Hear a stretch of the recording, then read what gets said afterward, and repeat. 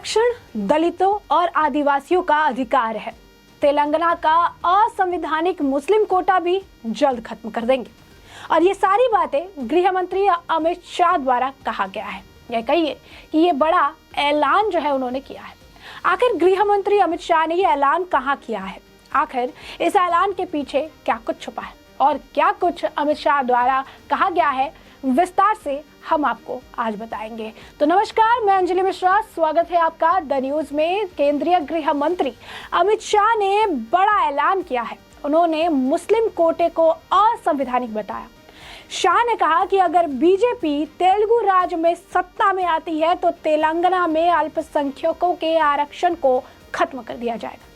वह हैदराबाद के 46 किलोमीटर दूर चेवल्ल्या में एक रैली को संबोधित कर रहे थे और उन्होंने देश में बीआरएस के विस्तार की योजना का भी मजाक उड़ाते हुए कहा कि प्रधानमंत्री का पद खाली नहीं है। उन्होंने कहा कि पीएम नरेंद्र मोदी 2024 के संसदीय चुनाव के बाद आसानी से सत्ता हासिल कर लेंगे।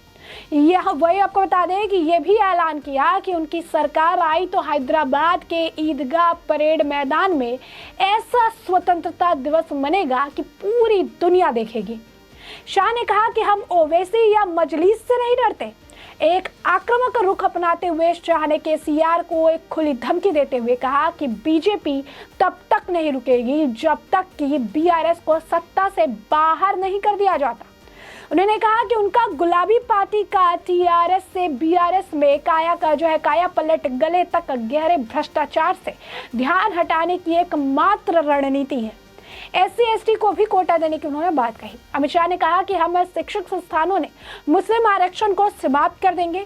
कोटा दलितों, आदिवासियों और पिछड़ी जातियों का संवैधानिक अधिकार है और हम यह सुनिश्चित करेंगे कि उन्हें इसका लाभ मिले। उन्होंने कहा यह तो ट्रेलर है, पिक्चर अभी बाकी है।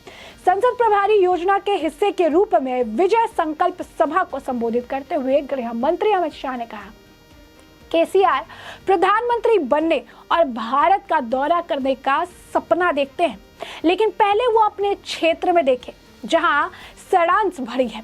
गृह मंत्री ने लोगों को लोकसभा चुनाव में बीजेपी को पूर्ण बहुमत देने की अपील करते हुए कहा कि जल्द ही एक ट्रेलर आ रहा है। मजलिस से हम नहीं डरते हैं। गृह मंत्री ने कहा कि मोदी के नेतृत्व में बीजेपी की सरकार बनाइए।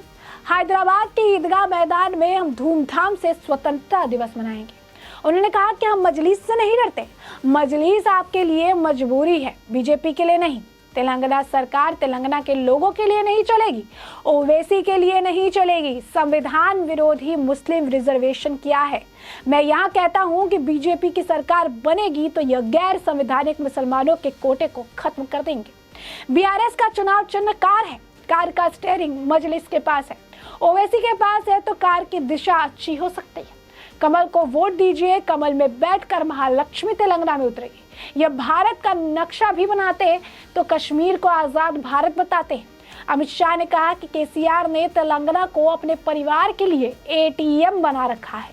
ये ओवैसी के एजेंडे पर चलते हैं और तेलंगाना स्वतंत्रता दिवस नहीं मनाते। भाजपा की सरकार बनने के बाद पूरी दुनिया देखे ऐसा तेलंगाना का स्वतंत्रता दिन का उत्सव मनाएंगे। उन्होंने कहा कि केसीआर को सत्ता में रहने का अधिकार नहीं है। अमित शाह ने कहा कि तेलंगाना में युवाओं के साथ अन्याय हो रहा, यहाँ पेपर लीक हो रहे, लाखों युवाओं का भविष्य केसीआर सरकार ने बर्बाद कर दिया।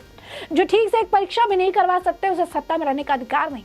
भाजपा तेलंगाना के अध्यक्ष संजय ने पेपर लीक के खिलाफ युवाओं के अधिकार के लिए आवाज उठाई तो केसीआर ने उन्हें जेल में डाल दिया। केसीआर जी सुन लो, भाजपा का एक भी कार्यकर्ता आपसे नहीं डरता। हमारी लड़ाई तब तक जारी रहेगी जब तक आपको गद्दी से नहीं उतार देते। शाह ने यह भी कहा कि बीजेपी की सरकार में आने पर हमने पेपर लीक की जांच कराई तो पेपर लीक में शामिल कोई भी शख्स नहीं बचेगा। वहीं आपको बता दें कि AIMIM यानी ऑल इंडिया मजलिस इत्तेहादुल मुस्लिमीन के प्रमुख असदुद्दीन ओवैसी ने रविवार को मुस्लिम कोटे पर दिए गए बयान पर गृह मंत्री अमित शाह को घेरा। गृह मंत्री ने कहा था कि तेलंगाना में भाजपा सत्ता में आई तो मुसलमानों को दिए जाने वाले आरक्षण को खत्म कर दिया जाएगा। ओवैसी ने कहा कि भगवा पार्टी के पास तेलंगाना में मुसलमानों के खिलाफ हेट स्पीच देने के अलावा कोई विजन नहीं है। हैदराबाद के सांसद ओवैसी ने कहा कि भाजपा वाले तेलंगाना को सिर्फ fake encounter, surgical strike, curfew, अपराधियों की जेल से रिहाई और बुलडोजर दे सकते हैं। उन्होंने भाजपा से पूछा कि आप तेलंगाना के लोगों से इतनी नफरत क्यों करते हैं। AIMIM नेता ने पूछा कि कब तक रोएंगे ओवैसी का रोना।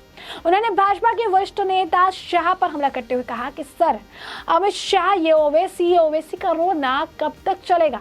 खाली खट्टे डायलॉग मारते रहते हैं। कभी महंगाई और बेरोजगारी पर भी बात करिए। तेलंगाना में देश में सबसे अधिक प्रति व्यक्ति आय वाला राज्य है। ओवैसी ने कहा कि प्रधानमंत्री नरेंद्र मोदी का एक तरफ समुदाय के आर्थिक और सामाजिक रूप से पिछड़े समूह पसमानदा मुसलमानों तक पहुंचने की बात करते हैं, वहीं दूसरी तरफ शाह उनके आरक्षण को हटाने की बात करते हैं। उन्होंने एक ट्वीट में कहा, अगर शाह SC ST और ओवैसी के लिए न्याय के प्रति गंभीर है तो उन्हें 50% आरक्षण सीमा को हटाने के लिए एक संवैधानिक संशोधन की पहल करनी चाहिए। बता दें कि भाजपा नेता और गृह मंत्री अमित शाह ने KCR पर ओवैसी के एजेंडे को चलाने का आरोप लगाते हुए कहा था, तेलंगाना सरकार जो है ओवैसी की पार्टी को खुश करने के लिए कश्मीर का पूरा नक्शा भी नहीं दिखाती है। उन्होंने आगे दावा किया कि कार BRS का चुनाव चिन्ह का स्टीयरिंग जो है मजलिस और ओवैसी ही चलाते हैं। नाम के लिए जो है बाकी लोगों की बात कही जाती है, नाम के लिए काम किया जाता है। तो स्पष्ट तौर पर अगर आप देखेंगे तो ये बयानबाजी उनकी तरफ से जमकर की गई है। अमित शाह ने भी बताया कि किस तरीके से मुस्लिम जो कोटा है वो असंवैधानिक है और आने वाले समय में इस कोटे को जो है जल्द से जल्द खत्म कर दिया जाएगा। ऐसे कोटे को ये नहीं रहने देंगे। कोटा जो है जल्द से जल्द खत्म हो जाएगा और सारी चीजें जो है देखने के लिए मिलेगी। तो अमित शाह का ये बड़ा ऐलान था। इस ऐलान में उन्होंने काफी कुछ जो है कहा। उन्होंने स्पष्ट तौर पर कहा कि मुस्लिम आरक्षण जल्द खत्म कर देंगे। 2024 से पहले बीजेपी का ये मास्टर स्ट्रोक भी बताया जा रहा है, क्योंकि तेलंगाना समेत कई और जगह विधानसभा चुनाव इस साल होने वाले हैं और इन विधानसभा चुनाव में जीत जो है लोकसभा चुनाव में जीत के रास्ते को प्रशस्त करेगी। और ऐसे में इस जीत को लेकर जो है फील्ड पर अगर आप देखेंगे तो बहुत जमकर जो है तैयारी की हुई है। शाह से लेकर काफी सारे स्टार प्रचारक जो मैदान में उतरे हुए हैं और अपनी पार्टी का प्रचार जो है जोरों शोरों से कर रही हैं, ताकि जो है आने वाले चुनाव में होने वाले चुनाव में अलग अलग राज्यों में तो बीजेपी जीते ही, साथ ही लोकसभा चुनाव में भी बीजेपी को बड़ी जीत मिले। अब ऐसे में हर जगह बयानबाजी का दौर देखने के लिए मिल रहा है, सारी चीजें देखने के लिए मिल रही है। बयानबाजी भी लगभग की जा रही है। मुस्लिम कोटा जो है खत्म करने की बात गृह मंत्री अमित शाह की तरफ से की गई है, तो वहीं इस पर असदुद्दीन ओवैसी का तंज भी देखने के लिए मिला है। रिएक्शन भी हमने आपको बताया है कि अमित शाह के बयान से किस तरीके से असदुद्दीन ओवैसी को मिर्ची लगी है और वो अपनी तरफ से इस पर प्रतिक्रिया देते हुए भी नजर आए। तो ऐसे में हमने आपको ये पूरा मामला जो है बड़े विस्तार से बताया कि पूरा मामला क्या है, किस तरीके से केंद्रीय गृह मंत्री अमित शाह द्वारा बड़ा बयान दिया गया है और इस बयान पर प्रतिक्रिया असदुद्दीन ओवैसी द्वारा दिया गया है। और अब इस पूरे मामले पर आपकी भी जो राय हो हमें कमेंट सेक्शन में कमेंट करके जरूर साझा करिएगा। धन्यवाद।